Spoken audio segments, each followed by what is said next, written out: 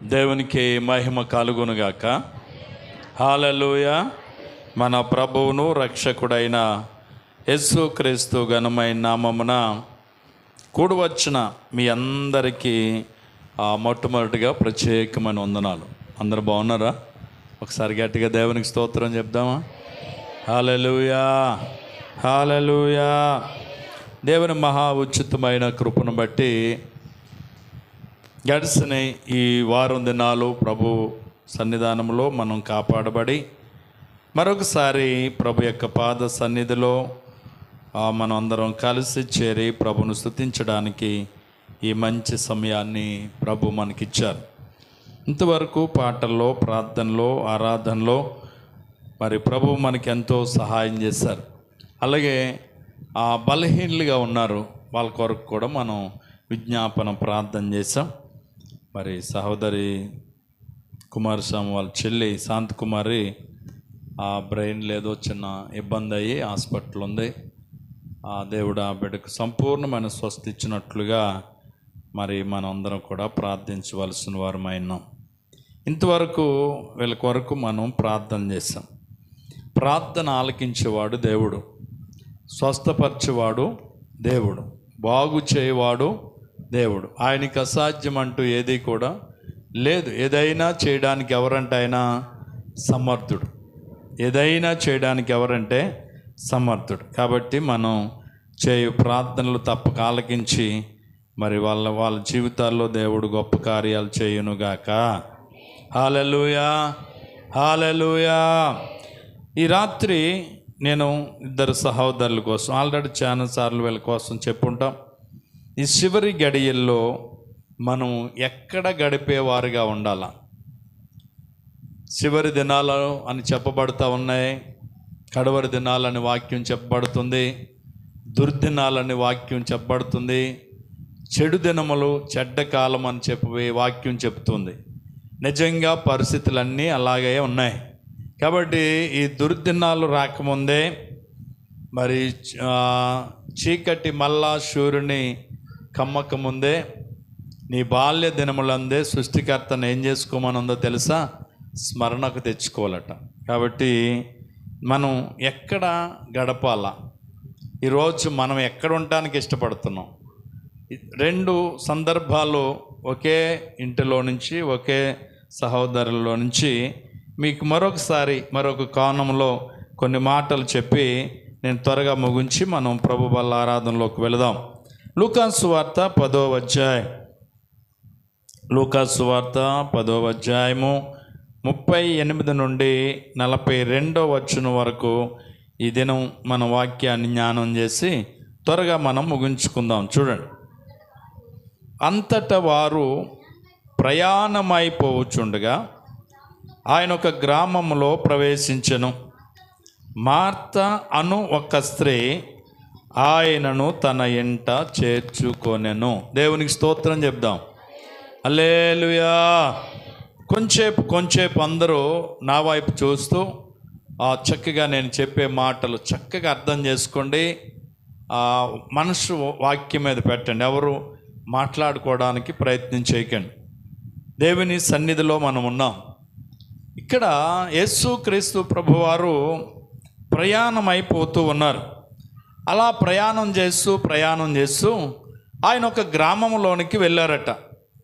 అంటే పట్టణం నుండి ప్రయాణం సాగి గ్రామంలోకి వచ్చింది. ఆ గ్రామంలో ప్రవేశించగానే ఆ గ్రామంలో ఒక సహోదరి ఒక స్త్రీ మార్త అన్నటువంటి ఒక స్త్రీ ఆమె ఆయనను తన ఇంట చేర్చుకుందట. అయ్యా, మా ఇంటికి రండని ఆ గ్రామంలోనికి యేసయ్య వెళ్ళగానే మా ఇంటికి రండని యేసయ్యను వాళ్ళ ఇంటికి తీసుకెళ్ళిందంట. దేవునికి స్తోత్రం చెప్దాం. అంటే యేసయ్యను ఎక్కడ తీసుకెళ్ళింది? వాళ్ళ ఇంటికి తీసుకెళ్ళింది. ఆ ఊరిలోకి యేసయ్య వెళ్ళగానే అయ్యా మీరు మా ఇంటికి రండని మార్త అనేటువంటి సహోదరి యేసయ్యను వాళ్ళ ఇంటికి ఆహ్వానించుకుంది. యేసయ్య ఏం చేశారంట? ఆమెతో పాటు ఆమె ఇంటికి వెళ్ళారట. మార్తకి మరొక సహోదరు ఉందట. ఆమె పేరు మరియా. ఈమె యేసయ్య వాళ్ళ ఇంటికి తీసుకెళ్ళి చక్కగా ఓ కుర్చీ వేసి యేసయ్యని కూర్చోబెట్టి, ఇంకా మార్తమ్మ అక్కడ లేదు. కానీ మరియా ఏం చేసిందంట? మార్తమ్మ చెల్లి మరియా యేసయ్య పాదముల యొద్ద కూర్చుండి ఆయన బోధ వింటా ఉందట. దేవునికి స్తోత్రం చెప్దాం. ఎక్కడ కూర్చుంది? ఎవరండి? చెప్పాలి, త్వర గట్టిగా చెప్పండి. మనకి లైవ్ వెళ్తుంది, మీ మాటలను లాగుతాయి. గలపలు ఉన్న వాళ్ళు వింటారు మీ మాటలు. చెప్పాలి గట్టిగా. యేసయ్య పాదాల దగ్గర ఎవరు కూర్చున్నారో? మరియమ్మ కూర్చుంది. మరియమ్మ కూర్చుని ఏం చేస్తుంది? యేసయ్య బోధ చేస్తున్నాడు, యేసయ్య మాటలు చెప్తున్నారు. ఆయన చెప్పే బోధ అంతా ఏం చేస్తుంది? మరియా చక్కగా వింటుందట. దేవునికి స్తోత్రం. మరి ఇంటికి తీసుకెళ్ళి కూర్చోబెట్టిన ఆవిడ ఎక్కడికి వెళ్ళింది? చూడండి, మార్త విస్తారమైన పని పెట్టుకునుడి చేత తొందరపడి ఆయన వద్దకు వచ్చి, ప్రభువా, నేను ఒంటరిగా పనిచేయటకు నా సహోదరు నన్ను విడిచిపెట్టినందున నీకు చింతలేదా? నాకు సహాయం చేయమని ఆమెతో చెప్పమందట. ఇప్పుడు ఎంతగా చూడండి, మార్త యేసయ్యని తీసుకెళ్ళి ఇంటికాడ కూర్చోబెట్టేసి ఇంటి వెనకాల కిచెన్లో ఏం చేసుకుంటుంది? పనులు చేసుకుంటుంది. చాలా విస్తారమైన పనులంట. పనులు చేసుకుని కాంచేపటికి ఒక్కదాన్నే చేసుకుంటున్నాను, చూడుకుది అంత సాయమైనా చేయట్లేదు ఈ పిల్ల అని పరిగెట్టుకుని యువతలకు వచ్చేటప్పటికి యేసయ్య దగ్గర కూర్చుని యేసయ్య మాట్లాడుతుందంట మరియమ్మ. అప్పుడు డైరెక్ట్గా యేసయ్యకి ఎట్టక్కిస్తుంది మార్తమ్మ గారు, ప్రభువా, నీకు చింతలేదా? మా సహోదరుని నాకు కొంచెం సహాయం చేయమని చెప్పొచ్చు కదా. నేను చాలా విస్తారమైన పనులు ఎట్టుకున్నాను, నాకు ఈ పనులు తెమ్మట్లేదు, నీ దగ్గరే కూర్చోబెట్టుకున్నావు, కొంచెం నాకు సహాయం చేయమని అడగొచ్చు కదా అని యేసు ప్రభుతో మార్తమ్మ అంటుంది. యేసు ప్రభు ఏమన్నారు ఆ మాటకి? అందుకు ప్రభు, మార్తా మార్తా, నీవనేకమైన పనుల గురించి విచారం కలిగి తొందరపడుచున్నావు, కానీ అవసరమైనది ఒకటే. చూడండి, చాలా మందికి ఏంటి తొందర? ఆరాధనకు వచ్చినా తొందరే, ఎక్కడికైనా ఒక పెళ్ళికి వెళ్ళినా తొందరే, ఒక ఫంక్షన్కి వెళ్ళినా తొందరే. ఎందుకు తొందర? వీళ్ళకి పనులు ఉంటాయి, విస్తారమైన పనులు.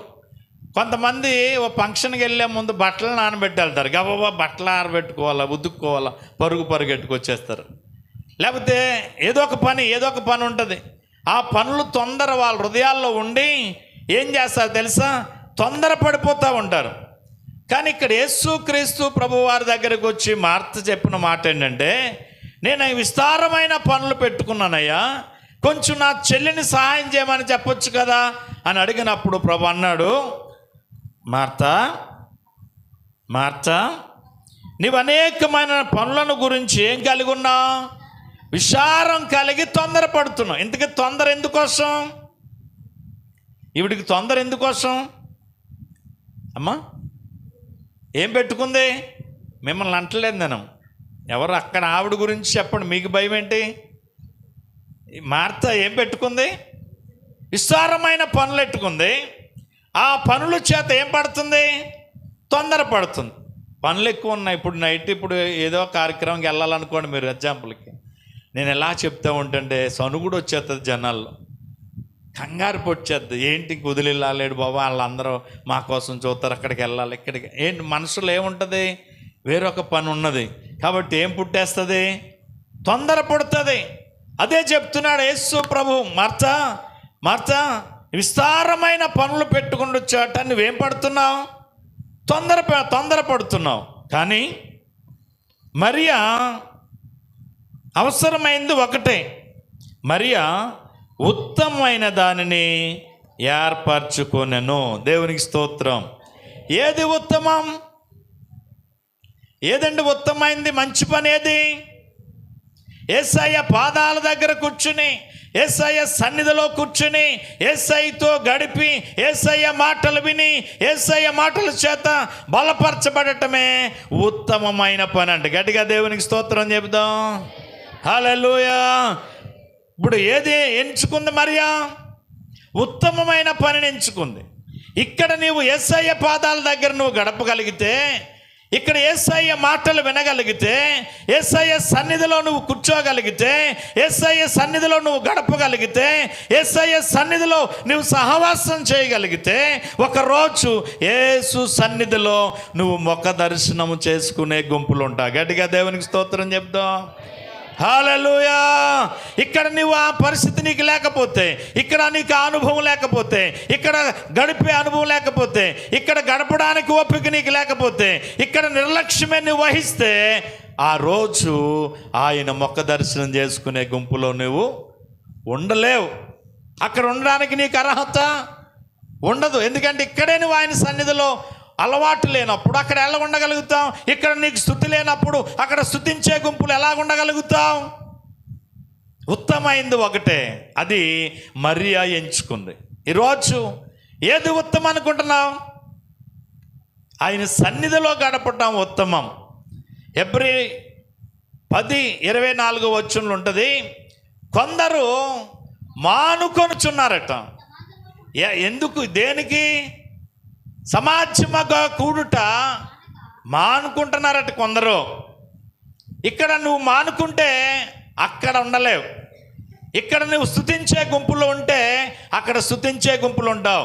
ఇక్కడ దేవుని సన్నిధిలో కూర్చుని ఆయన బోధ వినే వ్యక్తివైతే ఆయన ముఖ దర్శనం చేసుకునే గుంపులో ఉంటావు. ఇక్కడ అలవాటు లేకపోతే అక్కడ ఆ గుంపులో వెళ్ళే అర్హత మనకి ఉండనే ఉండదు. అందుకని ఏం పడాలి ఇక్కడ మనం? ఇది దేనికి సాదృశ్యం? ఇక్కడ ఎక్కువ సమయం ప్రభుతో గడపగలిగే అనుభవం నీకుంటే అక్కడ గడపడానికి నువ్వు ఇక్కడ సిద్ధపడుతున్నావు. ప్రతి క్రైస్తవుడికి ఏం కావాలి తెలుసా? సిద్ధపాటు కావాలి. దేనికి సిద్ధపాటు? ప్రభుతో గడపడానికి సిద్ధపాటు. ఇక్కడ మనం సిద్ధపడితే అక్కడ ఉండగలుగుతాం. కాబట్టి ఉత్తమైంది ఏది? యేసయ్య పాదాల దగ్గర కూర్చుని ఆయన బోధ వినటమే ఉత్తమైనంట. మరి మార్తమ్మ యేసయ్యని చేర్చుకుంది కదా. చాలామంది ఇప్పుడు అందరూ యేసు ప్రభు నమ్ముకున్న వాళ్ళే. మన ఊర్లో 2-3 కొంపలు ఉంటాయేమో, 3-4 కొంపలు ఉంటాయి ఎతికితే. వాళ్ళే ప్రభుని నమ్ముకోలేని వాళ్ళు ఉంటారు ఈ పేటలో. అందరూ బాప్తిసం తీసుకున్న వాళ్ళే, అందరూ రక్షణ పొందిన వాళ్ళే, అందరూ ఏదో ఒక సంఘానికి వెళుతున్న వాళ్ళే. ఒకసారి ఆలోచన చేయండి, ఎంతమంది ఉత్తమైన మార్గములు ఉన్నారు, ఎంతమంది మార్తమ్మ పరిసర్యలు ఉన్నారు. మార్తమ్మ పరిసర్యలో ప్రతి ఒక్కరు ఉంటున్నారు. కానీ ఏ పరిసర్యలు ఉండాలి మనం? మరియా పరిసర్యలోకి రావాలి. మరియా పరిసర్య ఏంటి? యేసయ్య బోధ వినటం, యేసయ్య మాటలు వినటం, యేసయ్య మాటల చేత నడిపించబడటం, యేసయ్య బోధ చేత బలపరచబడటం. ఇది మరియా ఎంచుకున్నటువంటి ఉత్తమైన మార్గం. మరి మార్తమ్మ ఏం చేసుకుంది? చేర్చుకుంది యేసయ్యను. కానీ యేసయ్య దగ్గర గడిపిందా? యేసయ్య దగ్గర కూర్చుందా? యేసయ్య మాటలు విందా? యేసయ్య బోధ విందా? యేసయ్య చెప్పిన మాటలు ఏమన్నా ఆలకించిందా? లేదు లేదు లేదు. ఇన్నే మనిషిని కూడా ఏం చేస్తుంది? వినకుండా చేయాలని చూస్తుంది కదా. రక్షణ పొందాడు, కానీ ఎక్కడ ఉండడు? మందిరంలో ఉండడు, వాక్యం వినడు, సహవాసంలో ఉండడు. పరలోకం వెళ్ళిపోతామా? ఏమండి, వెళ్ళిపోతామా? యేసయ్యని చేర్చుకుంది మార్తమ్మ. యేసయ్య దగ్గర ఏమైనా గడిపిందా? ప్రభు ఏం చెప్తున్నాడు? ప్రభువా ప్రభు అని పిలిచివాడు పరలోక రాజ్యంలో ప్రవేశించడు, కానీ నా తండ్రి చిత్తాన్ని ఎవడైతే నెరవేరుస్తాడో వాడే పరలోక రాజ్యంలో ప్రవేశిస్తాడని ప్రభు చెప్తున్నాడు. ఎవరు? అతడే ప్రభు సన్నిధిలో ప్రవేశిస్తాడట. తండ్రి చిత్తాన్ని నెరవేర్చేవాడు. తండ్రి చిత్తం ఏంటి? ఆయన పాదముల దగ్గర కూర్చుని ఆయన సందేశము వినటం, ఆయనతో సహవాసం చేయటం, ఆయన మాటల చేత ధైర్యపరచబడటం, ఆయన మాటల చేత బలపరచబడటం, ఆ మాటల చేత ఆదరణ పొందటం, ఇది ఎవరి చిత్తం? దేవుని చిత్తం. అది ఉత్తమమైన పని అంట. ఆలోచన చేయండి. మార్తమ్మ పరిసరాలు ఎంతమంది ఉంటున్నారు? మరియమ్మ పరిసరి ఎంతమంది? ఇప్పుడు ఇక్కడ లేని వాళ్ళందరూ ఎవరి గుంపు చెప్పాలి? మనలమ్మ అన్నమాట. చెప్పుకుంటే ఏం పోయిందా? ఎవరి గుంపు అమ్మా? మార్తమ్మ గుంపే కదా. చాలామంది ఉన్నారు కదా, మనకి పట్టలేదు అందరూ వస్తే. కానీ చాలామంది ఏం చేయట్లేదు, రాలేకపోతున్నారు. రకరకాల ఇబ్బందులు, రకరకాల సాకులు ఏవో చెప్తా ఉంటారు అడిగామంటే. ఒకసారి ఆలోచన చేయండి, వీళ్ళందరూ ఎవరో గుంపు అనుకోవాలా? యేసయ్యని చేర్చుకుంది యేసయ్య దగ్గర ఏమైనా కూర్చుందా? మార్తమ్మ యేసయ్య దగ్గర ఏమైనా కూర్చుందా? ఇంటికి రండి అయ్య గారు, పొద్దుట ప్రార్థన చేద్దరుగానే అన్నారు. మీరు 9 గంటలకి రండి అన్నారు, నేను వచ్చాను. నాకు కూర్చాడేశారు. మీరు ఎవరు లేకపోతే ఎలాగుంటుంది పరిస్థితి? ఇదేంటండి ఎందుకు పిలిచింది ఇవిడ, లేదేంటి ఇక్కడ అని నేను ఏమనుకుంటాను? చిరాకు పడినా. మరి యేసయ్యని చేర్చుకుంది బాగానే ఉంది, మరి యేసయ్య దగ్గర ఏమైనా కూర్చుందా? ఏమంటే రక్షణ పొందారు చాలామంది, మంచిదే. కానీ యేసయ్య దగ్గర గడుపుతున్నారా? యేసయ్యతో సహవాసం చేస్తున్నారా? వాళ్ళలో వాక్యం ఉంటుందా? మరి ఏది ఉత్తమమైన పని అంట? యేసుని చేర్చుకోవటమే కాదు, యేసయ్య పాదాల దగ్గర మనం ఏం చేయాలి తెలుసా? గడపాల. ఏంటి యేసయ్య సన్నిధి ఎక్కడ? 82వ కీర్తన 1వ వచనం ఉంటుంది కదా, ఆయన నిలిచే స్థలం.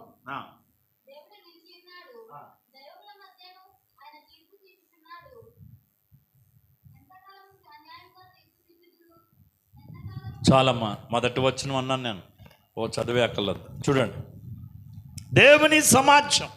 ఇదే సమాజం, దేవుని సమాజం. మనందరం దేవుని సన్నిధిలో ఆయన సహవాసం చేయడానికి వచ్చిన వాళ్ళం. దేవుని సమాజంలో ఎవరు ఉంటారట? దేవుడు నిలిచుండే స్థలం. దేవుడు నిలిచుండే స్థలం ఇదే. దేవుడు మన మాట వినే స్థలం, మనల్ని దర్శించే స్థలం, మనల్ని బలపరిచేటువంటి స్థలం, మనల్ని స్వస్థపరిచేటువంటి స్థలం, మనలను బలపరిచేటువంటి స్థలం. ఇది దేవుని సన్నిధి. ఆయన సన్నిధిలో ఉండటం గొప్ప భాగ్యం అంటున్నాడు. అదే ఉత్తమమైన పని అంట. ఏది? ఆయన సన్నిధిలో గడపటం ఉత్తమమైన పని. కానీ ఉత్తమమైన పనిని ఎన్నుకోలేకపోయింది మార్తమ్మ. యేసయ్యని చేర్చుకుంది, చక్కగా బోల్ పనులు ఎట్టుకుంది, ఆ పనులు బిజీలో ఉండిపోయింది. కానీ యేసయ్యతో ఏం చేయలేకపోయింది? గడపలేకపోయింది. యేసయ్యతో మాట్లాడలేదు, యేసయ్యతో సహవాసం లేదు, యేసయ్యతో ఏమీ చెప్పుకునే స్థితిలో లేదు. కారణం ఐహిక విచారం, రకరకాల బాధలు. అయ్యా గుడికి రావట్లేదు ఏంటంటే, అయ్యా ఏం చెప్పనండి, చాలా బాధలండి, ఇబ్బందులండి, ఆ సమస్యలు, ఖాళీ ఉండలేదండి, వద్దామంటే అయ్యి బాబు తీరుబడలేదండి, చాలా ఇబ్బందులుగా ఉంది పరిస్థితి, కుటుంబం గడవటం కష్టంగా ఉంది, రాలేకపోతున్నానని చెప్పేవాళ్ళే. ఏదో ఒక విచారం, ఏదో ఒక ఐహిక విచారాల చేత బాధపడుతున్నారు. ఈ ఐహిక విచారాల చేత బాధపడే వారందరూ ఎవరి గుంపో తెలుసా? మార్తమ్మ గుంపే. మార్తమ్మ ఏం చేత బాధపడుతుంది? ఐహిక విచారాలు, విస్తారమైన పనులు పెట్టుకుంది కాబట్టి తొందరపడుతుంది. కానీ ఉత్తమమైనది ఏ పని అంట? యేసయ్య పాదాల దగ్గర గడపటమే ఉత్తమమైన పని అంట. చూడండి, ఇదే అధ్యాయంలో 11వ అధ్యాయంలోనే 32వ వచనం చూడండి. యోహాను సువార్త చూడండి, యోహాను సువార్త 11వ అధ్యాయం 32వ వచనం.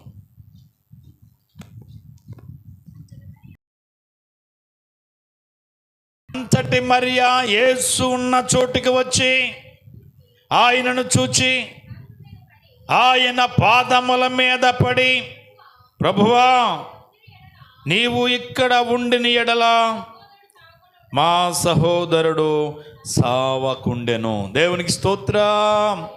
మరియా యేసయ్య ఉన్న చోటుకొచ్చింది. మరియా ఉన్న చోటుకి యేసయ్య వెళ్ళలేదు. యేసయ్య ఉన్న చోటుకి ఎవరు వచ్చారు తెలుసా? మరియా వచ్చింది. వచ్చి యేసయ్య పాదాల మీద పడి, అయ్యా మీరు ఇక్కడ ఉండుంటే మా సహోదరుడు ఏమవ్వకుండా తెలుసా?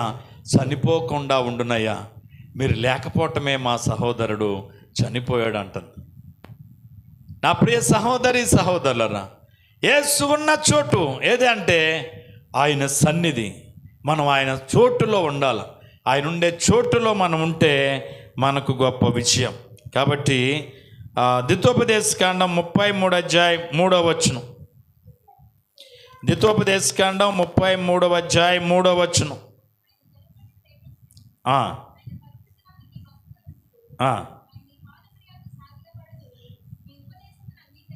పరిశుద్ధులందరూ నీ వశమునుంటారు, అంతేకాదు నీ ఎదుట సాగిలి పడతారు, వారందరూ నీ ఉపదేశమును అంగీకరించెదరు. దేవునికి స్తోత్రం. ఉపదేశమును వినాలా. ఉపదేశం లేకపోతే ఎవడు బాగుపడ్డు. ఉపదేశం లేకపోతే ఆ ఉపదేశం ఆ మనుషుని జీవితాన్ని కడతాది. కాబట్టి తప్పకుండా ఏం వినాలి తెలుసా? వాక్యం వినాలా, ఉపదేశానికి వినాలా, ఉపదేశానికి లోబడాలా, ఉపదేశాన్ని అనుసరించాలా, ఉపదేశాన్ని గైకొనాలా. ఉపదేశం లేకపోతే మనం సరైన మార్గంలో ఎలా నడగలుగుతాం? అందుకని తప్పకుండా ఏం వినాలి తెలుసా? ప్రతి ఒక్కడు వాక్యం వినాలా. కొర్నేలికి దేవదూత ప్రత్యక్షమైంది.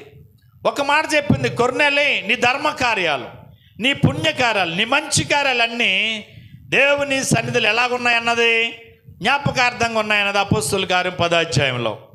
కానీ నీకు ఇంకా ఒకటి కొదువు ఉంది. అన్నీ మంచియే, కానీ నువ్వు ఎప్పేక మనుషులను పంపి సీమోను పేతుని పిలిపించుకుని ఏమినాలా? వాక్యం విను అన్నది. అంటే ఏం కరువుగా ఉంది? వాక్యం కరువు అయినది. అన్నీ చేస్తున్నాడు, ధర్మ కార్యాలు చేస్తున్నాడు, పుణ్యకార్యాలు చేస్తున్నాడు, మంచి పనులు చేస్తున్నాడు కొర్నేలి.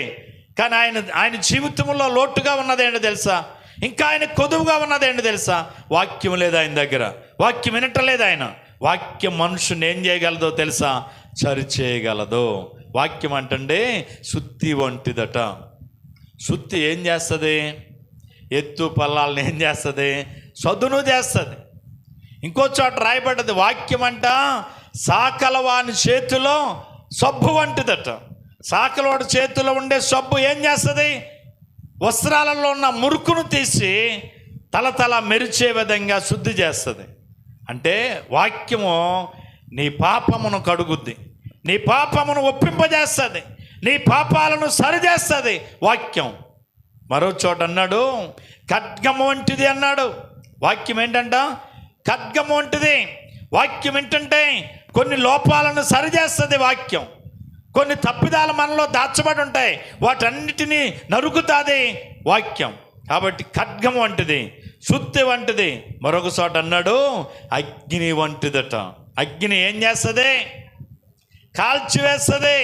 వాక్యం ఏం చేస్తుంది తెలుసా? పాపమును మనలో నుంచి ఒప్పింపజేస్తుంది, చెడును కడిగి వేస్తుంది, శుద్ధి చేస్తుంది వాక్యం. కాబట్టి ఈ వాక్యానికి మనం ఏమి ఇవ్వాలి తెలుసా? ప్రాధాన్యత ఇవ్వాలి. ఆ ప్రాధాన్యత ఇచ్చింది ఎవరో తెలుసా? మరియా. ఈరోజు నేను ముగిస్తాను, ఒక్క నిమిషం ఆలోచన చేద్దాం. మరి మరియాలాగా ఆయన ఉపదేశాన్ని వినేవారుగా ఉన్నారా? ఆయన పాదాల దగ్గర గడపగలుగుతున్నారా? లేక మార్తమ్మ లాంటి విస్తారమైన పనులు పెట్టుకున్న వారిలాగా, పనులు తొందరలో, ఐక విచారాల చేత నెమ్మది లేక, సంతోషం లేక, ఆనందం లేక, రకరకాల సమస్యలతో ఒకవేళ నువ్వు బాధపడుతున్నావా? ఏ గుంపు నీది? ఒకసారి ఆలోచన చేయాలని ప్రభు పేరట నేను మనం చేస్తా ఉన్నా. అపోస్తలుల కార్యములు 22వ అధ్యాయం 3వ వచనం. అపోస్తలుల కార్యములు 22వ అధ్యాయం 3వ వచనం.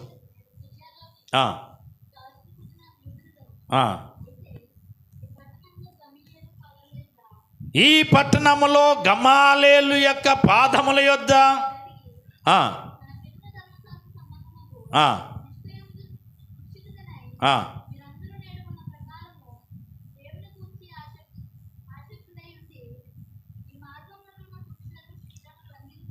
చాలండి. ఇక్కడ పౌలు ఒక మంచి సాక్ష్యం చెప్తున్నాడు.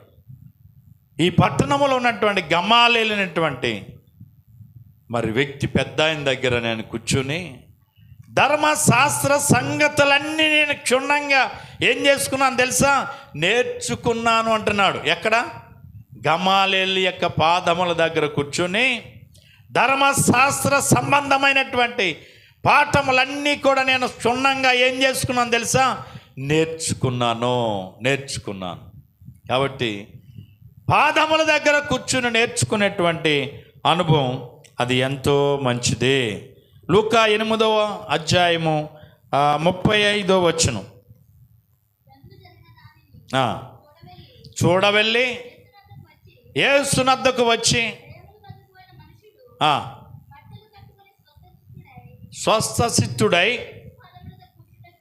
యేసు పాదముల యొద్ద కూర్చుండుట చూచి భయపడిరి. దేవునికి స్తోత్రం. ఒక యవనస్తుడు భయంకరమైనటువంటి దయ్యాన్ని చేత పీడించబడి రాళ్లతో ఒళ్ళంతా చీర్చేసుకుంటూ సమాధిలో కూర్చుంటూ అందరినీ గాయపరుస్తూ చాలా ఇబ్బంది పెట్టేవాడు. ఒకరోజు యేసయ్య ఆ వ్యక్తిని చూచి ఆ వ్యక్తిలో ఉన్నటువంటి చాన అనే దైమ ఆ యవన బిడ్డను విడిచిపెట్టి బయటికి పోవన్నాడట. అప్పటి వరకు తాళ్ళ సంఖ్యలేసి మరి అతన్ని బంధించేవారు ఊరు వాళ్ళందరూ భయపడి. కానీ ఆ సమయంలో యేసు అక్కడికి వెళ్ళి ఆ యవనస్తునితో మాట్లాడుతున్నప్పుడు యవనస్తులున్న దయ్యం అంటుందట, అయ్యా మమ్మల్ని ఎక్కడికి పోమనొద్దు, ఇదిగో అక్కడ పందులు మేతనే, ఆ పందుల్లోకి వెళ్ళిపోతాం, మాకు పర్మిషన్ ఇమ్మని అడిగాయట. ఏంటి? దెయ్యాలన్నీ. ఇంచుమించు సుమారు 2000 పందులు ఉన్నాయని రాయబడ్డది అక్కడ. ఎన్ని వేలు అంటే 2000 పందుల్లో కూడా ఒక్కో దెయ్యం ఆ 2000 పందుల్లోకి వెళ్ళిపోయింది. 2000 పందులు ఏక పరుగించుకుని అవి ఎక్కడ ఆక్కుండగా దెయ్యం ఏ పంది మీద అడ్డదా దెయ్యం పడ్డా పంది పరిగెట్టడం మొదలెట్టింది.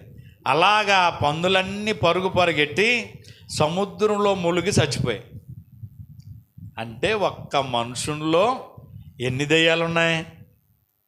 2000 దెయ్యాలు ఉన్నాయి. శానా దెయ్యం అని పేరు దానికి. ఓ దెయ్యం అట్టుకుంటేనే ఏమవుతామో తెలియదు కదా. కేకలెట్టేద్దాం, బొబ్బలెట్టేద్దాం, తెల్లవారులు నిద్రనే పోవాలని. అలాంటిది ఎన్ని వేలు ఉన్నాయంటే ఆడి దగ్గర. అంటే పందులన్నీ ఉన్నాయి, ఇంకెన్ని పందులు ఉంటే అన్ని వాటిలోకి వెళ్ళినేమో మరి. ఆ 2000 పందులు ఎప్పుడైతే చచ్చిపోయాయో ఆ ఊరు వాళ్ళందరూ యేసయ్య మీద ఎట్టెక్కిచ్చారు. ఒకసారి ఆలోచన చేద్దాం ప్రియదేవుని బిడ్డలారా. యవనస్తుడంట మంచి బట్టలు వేసుకుని చక్కగా నీట్గా స్నానం చేసి దెయ్యముదిలేగానే యేసయ్య పాదాల దగ్గర కూర్చున్నాడట. చక్కగా యేసయ్య మాటలు వింటున్నాడట. ఇది చూచిన ప్రజలకు గొప్ప ఆశ్చర్యం కలిగింది. దేవునికి స్తోత్రం చెప్దాం. హల్లెలూయా. అంటే దెయ్యం విడిచిపెట్టినటువంటి యవనస్తుడు ఎక్కడ కూర్చున్నాడు? యేసయ్య పాదాల దగ్గర కూర్చుని ఏం చేస్తున్నాడు? యేసయ్య బోధ వింటా ఉన్నాడు. నా ప్రియ సహోదరి సహోదరులరా, ఈరోజు నువ్వు యేసయ్య సన్నిధిలో ఉండడానికి ఇష్టపడుతున్నావా? యేసయ్య పాదాల దగ్గర గడపడానికి ఇష్టపడుతున్నావా? చేర్చుకున్నావంటే మార్తమ్మలాగా విస్తారమైన పనుల చేత తొందరపడుతున్నావా? దేవుని సన్నిధిలో గడపలేని స్థితిలో ఉన్నావా? ఉత్తమమైంది ఒకటే మరియా చేస్తుంది, అది యేసయ్య పాదాల దగ్గర గడపటం. ఈ రాత్రి వాక్యం వింటున్న నా ప్రియ సహోదరి సహోదరులరా, యేసయ్య పాదాల దగ్గర గడిపే అనుభవం కావాలి. ఇక్కడ నువ్వు గడపగలిగితే ఆ రోజు అక్కడ ముఖ దర్శనం చేసుకునే గుంపులు ఉంటావు. నీ మనసు యేసయ్య సన్నిధిలో గడపడానికి ఇష్టపడాలి. మరి అలాగా మనసు నిలుపుకుంది, యేసయ్య పాదాల దగ్గర కూర్చుంది. మార్త అలా చేయలేకపోతుంది. ఈరోజు మార్తమ్మలాగా ఉంటున్నావా? మరి అలాగా ఉంటున్నావా? యేసయ్య పాదాల దగ్గర గడపగలిగింది మరియా. విస్తారమైన పనులు ఎట్టుకుంది మార్త. నువ్వే కోవకు చెందున్నావు? మార్తమ్మ గుంప, మరియమ్మ గుంప? ఒకసారి ఆలోచన చేసుకోండి. దేవుని సన్నిధిలో నీవు గడపలేని స్థితిలో ఉంటే, పనులు ఒత్తిడిలో నువ్వు ఉండిపోయి దేవుని సన్నిధికే నువ్వు దూరం అయిపోయే బిడ్డవైతే నువ్వు మార్తమ్మ గుంపు అయిపోతావు. మార్తమ్మ ఉత్తమైన పని చేయట్లేదు, ఉత్తమైన పని మరియా చేస్తుంది. నీవు నేను కూడా ఏ పని చేయాలా? మంచి పని చేయాలా. ఏంటి మంచి పని? యేసయ్య పాదాల దగ్గర కూర్చుని బోధ వినటం, ఆయనతో సహవాసం చేయటం, ఆయనతో మాట్లాడటం ఇదే ఉత్తమమైన పని. ఒకవేళ ఇంతవరకు నువ్వు సరైన రీతిలో నువ్వు నడవలేని స్థితిలో ఉంటే ఈరోజే ఒక తీర్మానం చేసుకో. నన్ను ఆయన బ్రతికినంతకాలం యేసయ్యతో గడుపుతాను, యేసయ్య బోధ వింటాను, యేసయ్య పాదాల దగ్గర గడుపుతాను, యేసయ్యతోనే మాట్లాడుతూ ఉంటాను, యేసయ్యకే నేను చెప్పుకుంటాను. మరియా వలే మార్తమ్మలాగా నేను ఉన్నాను అని ఒక మంచి తీర్మానం చేసుకుని ఈ కడవరి దినాల్లో ముందుకు సాగుదాం. ఇక్కడ అలా నువ్వు తీర్మానం కలిగి ముందుకు నడగలిగితే ఒకరోజు ఆ ముఖ దర్శనం చేసుకునే గుంపులో ఉంటావు, ఆ పరలోకములో యేసయ్యతో పాటు ఆనందించేటువంటి గుంపులో ఉంటావు, స్తుతించే గుంపులో ఉంటాం. లేకపోతే విడిచిపెట్టబడే గుంపులో ఉంటాం. విడిచిపెట్టబడే గుంపులో ఉండడానికి కుదరదు. మనం ఏ గుంపులో ఉండాలో తెలుసా? ఆయనతో పాటు ఆనందించి స్తుతించే గుంపులో మనం అందరం ఉండాలా. అట్టి కృప దేవుడు నీకు నాకు మనందరికి ఇచ్చునుగాక. ఆయన పాదముల దగ్గర గడిపే అనుభవం దేవుడు మనకిచ్చునుగాక. ఆయనతోనే చెప్పుకునేటువంటి అనుభవం దేవుడు మనకు అనుగ్రహించునుగాక. దేవుడు ఈ మాటలు మన అందరి వినికిడిలో దీవించి ఆశీర్వదించునుగాక. చిన్న ప్రార్థన చేద్దాం. ప్రేమగల తండ్రి, కృపగలని దేవా, ఈ కడవరి దినాల్లో దుర్దినాల్లో మేము ఎక్కడ గడుపుతున్నాం అనే విషయంలో మాతో మీరు మాట్లాడిన మాటకే వందనాలు. నిజమే, నేను నమ్మలేని వాడు ఎవడు ఉండట్లేదు, అందరూ నమ్ముతున్నారు. కానీ నమ్మటం వరకే. తర్వాత నీ సన్నిధిలో గడపలేకపోతున్నారు, నీ సన్నిధిలో సాగలేకపోతున్నారు. ఏ గుడికి రావట్లేదంటే నాకు బోల్ పనులు కాలవట్లేదు, చూద్దాంలే అనేటువంటి మాటలే వింటున్నాం. నువ్వు అదే చెప్తున్నావు మార్తతో. మార్త అనేకమైన పనులు పెట్టుకున్నావు, ఆ పనుల తొందర వల్ల నువ్వు అలా మాట్లాడుతున్నావు తప్ప ఉత్తమమైంది ఒకటే. మరియా ఎంచుకుంది, అది మరియా చేస్తుంది, అలాగే చేయాలి తప్ప నువ్వు అలా చేయట్లేదని మార్తమ్మను తిట్టాడు. ఈ రాత్రి నా ప్రియ సహోదరి సహోదరులరా, వాక్యం వింటున్న నా ప్రియ సహోదరులరా, ఇంకా యేసయ్య పాదాల దగ్గర గడపలేని స్థితి, రక్షణ అంటే పొందుకున్నావు కానీ సహవాసం లేని స్థితి, రొట్టె విరచలేని స్థితి, బోధ వినలేని స్థితి, ప్రార్థన చేయలేని స్థితి ఒకవేళ నువ్వు కలిగి ఉంటే ఈ రాత్రి ప్రభు నీతో నాతో మాట్లాడుతున్నారు. ఉత్తమైన మార్గాన్ని ఎంచుకుందాం, ప్రభు మార్గంలో ముందుకు సాగిపోదాం. ప్రార్థన చేద్దాం. ప్రేమ కలిగిన తండ్రి, వందనాలు. ఇంతవరకు నీ సన్నిధానంలో నీ మాటలు వినడానికి మీరు చూపిన కృపకై వందనాలు.